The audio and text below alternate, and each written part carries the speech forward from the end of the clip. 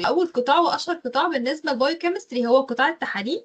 تاني قطاع عندنا هو قطاع الادويه. ثالث سيكتور عندنا هو شركات الاغذيه. شركات الكوزماتكس طبعا بنشتغل فيها برضو كواليتي كنترول وكواليتي اشورنس وار ان دي. بعد كده عندنا مجال الفود سيفتي انسبكتور. بالنسبه للدراج انسبكتورز هم برضو نفس الفكره للفود سيفتي، بس ايه، للدراجز. بعد كده عندنا الاوكونولوجي سنترز، وهم دول معاهد الاورام. بعد كده عندنا الريسيرش سنترز زي مركز البحوث الزراعيه، مركز البحوث، ومركز اللي هو مركز البحوث الطبيه. بعد كده عندنا مركز السموم. بالنسبه بقى للمجال اللي مش كل الناس بتفكر فيها، ومش كل الناس مش مشهور قوي بالنسبه للعلوم، بس هو الفورنسيك ساينس او علم الطب الشرعي. بعد كده الحاجات اللي جايه دي شويه ليها علاقه بالكيمياء. عندنا الووتر ستيشنز او شركات الميه.